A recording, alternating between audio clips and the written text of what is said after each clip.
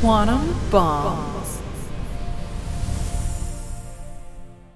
Welcome to Quantum Bombs, a commentary show on the human condition through metaphysics and freedom. Today, we're just diving in straight into the human condition. So if you're seeing me for the first time, normally we like to answer some of the biggest life's philosophical questions that we could speculate on. But today's an easy one. I just want to talk about Netflix's TV series, the bombing of Pan Am Flight 103. It was something I actually didn't know about, even though I was alive at this time. I was a kid. It happened on December 21st, 1988. And I found the documentary to be fascinating. So today we're going to talk about three things: why I think it was amazing, something about our intelligence agencies, and lastly, how did they die? Like when a plane separates in the sky and you're a human being, how are you going to die? First part is the human condition part. It is just fascinating. I don't find many things that I look forward to watching or watch at all anymore. It's kind of sad. As you know, I'm a cerebral person. And so if it's one of those formulaic, which is all films typically are, with large actors, generic writing, you can't get me to hit play. And so kudos to Netflix on a drama series covering real life event. And that's why it mattered, because it was real. And I think in 1988, so half of this rant of mine is inspired because of just the nostalgia of another time. I mean, it was one of those things that was slow paced, let you sit in the moment and really absorb the reality of what they were facing. So being that it was in 1988 and it was a plane crash, roughly, let's just say 250 people. I don't need to get my numbers correct. It's not about that. Plane about 250 people, 190 of them were Americans. And it took off from London Heathrow and crashed in Scotland. So I've just named you now 3 different countries, 2, depending upon how you want to divide up Great Britain or not. But being that it was in 1988, I mean, it appeared to have been massive news. And if a plane goes down today, which they do, but of course, I think that was like a 747. I mean, it would make news. It would. But obviously, being that it was a terroristic plot, it would make news today. But we just are inundated with information so much that I don't really think we have and we're faster paced, the time to digest things. And I guess what I was pleasantly surprised about is that they gave a crap about the people that died. And what I mean by that is you saw multiple international governments spending money and resources researching just how in the heck did this happen? And you might be like, well, of course, Beth, we do that. But do we really? I mean, I think we've gotten so out of pace with trusting our governments or thinking that we live in a world where logic prevails and logic, I guess I should say, follows, that I think I was just pleasantly surprised to see the way we felt about human life. And I guess I just don't think it's available as much nowadays. Don't get me wrong, USA. They're the bad guys in this movie. And I'm so grateful. They tell you before each one of these episodes that this was an accurate portrayal. Obviously, things have made easier for dramatic purposes, and they've condensed it to a few key characters, but they're representing hundreds of people. America was the baddie in this one because the plane landed in Scotland, Lockerbie, Scotland. Don't know the population, but if I had to take a smash at it, maybe 1,000 people, plus minus, small town, local community, and it landed on houses. So it killed maybe 10 to 20 Scots, if I remember correctly. Anyways, they took the lead on the investigation. You would think it'd come out of London because the plane originated out of London, and London has all the high intelligence. But this small town community took an international crisis and manned that sucker. And when I mean man that sucker, manned it. So 190 Americans have died. And the United States is the baddie because we never even created an entity to answer to 190 families. And there was a lot of young people on this flight coming back for Christmas. And I think like Syracuse College was there doing something. We never really gave the family support in America. So the government deflected. This has never happened before. And I don't think Pan Am wanted to take the blame. In fact, in part of the show, there's no spoiler alerts because you know how this ends. But I mean, I'm kind of telling you a little bit of the details of what's in the drama. Pan Am tries to pass the blame onto security apparatuses such as our own government for not stopping this from happening. So they're probably just fielding phone calls, right? Imagine you've lost a loved one. I made sure and I watched at the end every single name that scrolled by and just try to absorb what that was. Like, just honor them and think about them like thriving in heaven or whatever.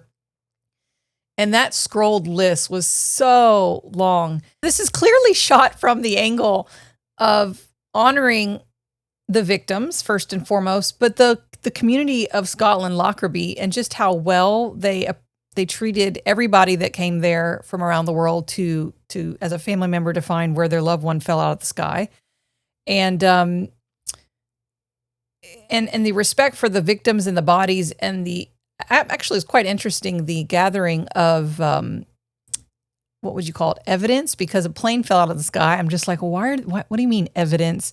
Well, that becomes very obvious that because they treated the evidence as like the most and highest priority, they were able to stick this sucker together. The second part of what I wanted to say about our intelligence agencies, that was also some of the beefy drama, is you're watching an FBI agent from the United States sit in a bar and he's talking to the CIA of America. I say that because there's many different international intelligence agencies researching this. But our own CIA was not cooperatively sharing intelligence with the FBI. And if you ever watch the TV series, it's very similar to this, The Looming Towers, I was just like, wow, I'm sitting here watching this unfold, the FBI and the CIA beefing, for lack of a better term, about not sharing intelligence 13 years before we will live it in real time with 9/11, because The Looming Towers is about the bureaucracy rot of our own intelligence agencies not sharing intel. Now, I know that one's a bit more layered because if you're like myself, I believe that 9/11 was facilitated on behalf of most likely our own government in Israel. Anyways, I thought that was quite interesting. And on to how do you die when a plane opens up in the sky? Because that was what I was arguing about with AI about, is my question to them was about, because I'm around explosives and get to see things explode a lot. I even live right on a bombing range. Check out some of my videos on my Instagram or whatever. My best friend's an explosives expert. So I've learned that you could, you could directionally focus an explosion. But even on the show, they go over exactly where it was placed in a suitcase inside a metal compartment in the cargo thing. So you could even see the blast detonation on the show when they're practicing this. And even on the plane, when they reconstructed it all, it was just, actually, and AI told me it was just a 20-inch hole that it blew into the fuselage, which is just the main belly of a plane. Like that hole, basically I would call it the plane, but it's like that long tube. Just a 20-inch. And AI gave me a crap response, as you could imagine, even though I pay Claude quite a bit. It's supposed to be the best AI. And it was said, from the explosion and system failure, that's how they died. And I absolutely disagree. And so after digging into it, because what I'm saying is that explosion would have blew open the belly, maybe blew up the floor of the plane, but to hurt a human being and to hurt your body, which is organic material, it has to throw something through it, right? So it was more so, and then I had to really get into the nuts and bolts of like pulling this out of AI. They died of decompression, rapid decompression. And as you know, the plane is compressurized, or who cares if I said it right or wrong? And what I mean by rapid is probably, okay, so basically if you were just to die, let's just say the plane opens up, there's no explosion, let's just say the plane opens up, I think you have the mask come down by the second number 5, the mask should come down, or by second 3, I forget. And I think before your body goes into hypoxia, it starts with an O. It's when you basically can't breathe anymore because the air is too thin up there. I think you would pass out within 12 seconds. For some reason, the longest AI and I decided based on what we found it would have been 12 seconds at the longest. But because this was an explosion, the actual nose of the plane, so that's basically first class forward, was ripped off immediately. So you had the fuselage traveling, the explosion, which would have pressed up on the plane. Because it was traveling, I imagine those headwinds and the decompression, it snapped the front part of the plane off. Now the plane blew apart, I think, in more than 3 pieces, and it was scattered all over Scotland for I think over 300 miles. And all the parts and the people just fell out of the sky, which is why I was so curious to know, how did they die? And they didn't talk about this on the TV show. And so the decompression, the rapid decompression, that is, meaning that pop from the plane breaking up, the plane breaks apart. So I'm not saying you're going to die from anything hitting your body, but it's more so that super fast thrust of a decompression. It basically would cause organ failure, most likely, dealing with your lungs and your heart. And the good news is I think you would so it's like between 1 to 3 seconds. So I say on average you have 6 seconds. So they were alive, thankfully, or conscious, I should say. They were conscious for only on average for up to 6 seconds when that plane opened up. As someone that frequently flies, I guess I just needed to know. It's not that I'm morbid. I'm just curious. And I think in our society and culture, we should talk about death more. There's absolutely nothing wrong with trying to wonder, especially if they're your loved ones, how someone would die. And that made me feel a lot better because, falling 31,000 feet out of the sky to your death would have been awful. And even Stupid AI was saying there was speculation that some people had landed and were still alive. Most likely you would have died upon impact, but most of us mentally wouldn't, probably stay conscious because of the terror that you would be going through if you were ever to fall out of the sky. But that's the good news, is that if you're ever in a plane and that sucker comes apart somehow, that was a good thing that it came apart so fast, is because I think it most likely jolted everybody's bodies so hard that you would have lost consciousness right away. And then on my metaphysical side of myself, you would wake up in heaven however you prefer to be received in heaven. A lot of us, for example, a lot of people know they want to see Jesus right when they get to heaven. He's going to be there waiting for you. Some people have loved ones or pets or whatever in their brain, on their minds, and they would most likely receive you then. And I'd like to joke, then you're going on to processing and receiving. I like to make stages of how you're received into heaven after you die, and especially after something like this is really jolting. This is based on both near-death experience research and hypnotic past life regression research, which, if you do treat like a science, and I believe her name was Deborah Cannon, she's put down hypnotically over 1,000 people and has documented both in writing and audio recordings what people have said the death experience was like when they regress into their prior death experiences. And the reason you could think it's legitimate is because you have people from around the world of different cultures throughout time saying the same, like similar things. Like there's this, I forget, it's been years since I've read up on this and listened, but like a glass dome, a place, like there's this fountain of healing, like when you received, and especially if you maybe had, I think, terminal illness, you need to get washed and made whole again. And just to get that, you forget you're carrying your lifetronic and your causal body up there, meaning like you're just your energetic body and your causal ideational thought matrix of you, that's still on you around your soul. So that is actually bringing all that material density from space-time, from Earth, into the second realm, the heaven realm. I'm just going to call it that, the astral heavens. And so that's that. That was my curious thoughts on just how wonderfully humanizing this TV show was, how beautiful it was. I think I cried on every episode a few times the whole way through. They chose actors that you may recognize. I do love the girl that represented the U.S. government. She wasn't even like a senator or a congressman. She was an aide to one of them. And she made it her life's mission to make sure the families of America, which was 190 of them, were well suited in regards to finally getting some answers or somebody to call and talk to. And eventually they got a payout. The payouts came twofold for the families. Eventually, Pan Am, I think, settled on 600 or 700 million to the families.